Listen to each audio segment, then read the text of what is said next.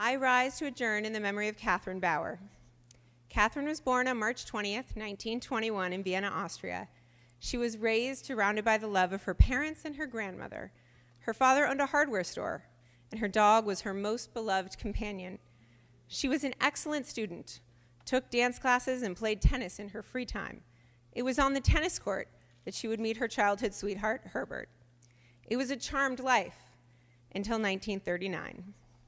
In 1939, Austria was annexed into Nazi Germany, and Catherine was kicked out of school and excluded from all the activities that she had loved. On Kristallnacht, her mother took her and her father to the theater so that they wouldn't be home when the Nazis came for the boys and men. This spared Catherine's father from transport, although her beloved Herbert's father was taken to Dachau. They were Viennese through and through. It was the only home they'd ever known. But her mother knew they had to get out.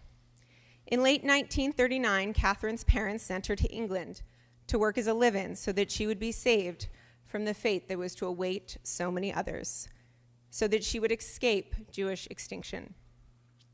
Catherine would later say that the hardest day of her life was the day she left behind her grandmother and her dog, knowing she would never see them again. She was right. Her grandmother would not survive the Holocaust. In the months that followed, her mother was able to find a sponsor in New York who would give them all a second chance at life here in the United States. In 1940, she boarded a boat by herself to New York Harbor with nothing but dreams of what this second chapter of her life would look like. She liked to be called a survivor, not a refugee. In Brooklyn, she started over, working as a housekeeper to pay rent on their small apartment. She soon learned that Herbert, who had fled separately, had also made it to New York.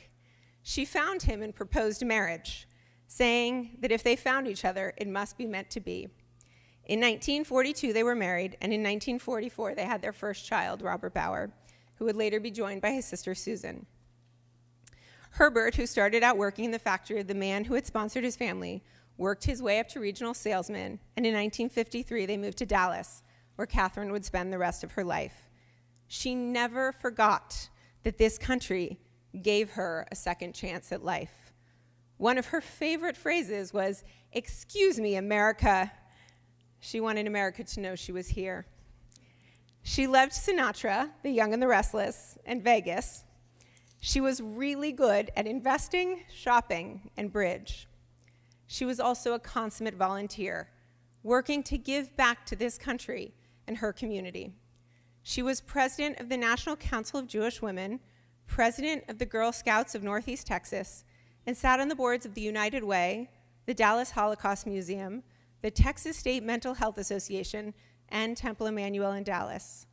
She was a founder of the Alzheimer's Association of Dallas and Literacy Instruction of Texas. One of her greatest honors was being selected to sit on a grand jury in Dallas.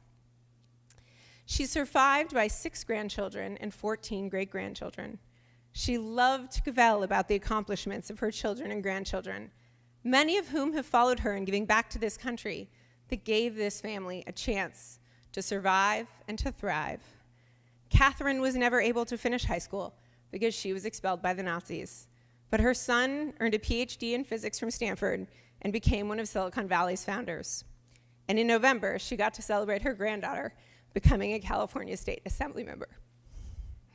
She died on February 7, 2019, at almost 98 years old. She was blessed with 2 lives, as she would say, and a long, long life at that.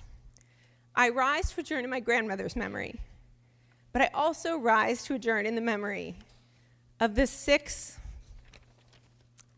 million Jews, 250,000 homosexuals, and millions of others who perished in the Holocaust, who never got to have children or grandchildren, who could rise today and adjourn in their memory.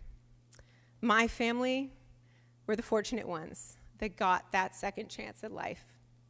Zecher Tzadik Livracha, may the memory of the righteous abide for a blessing.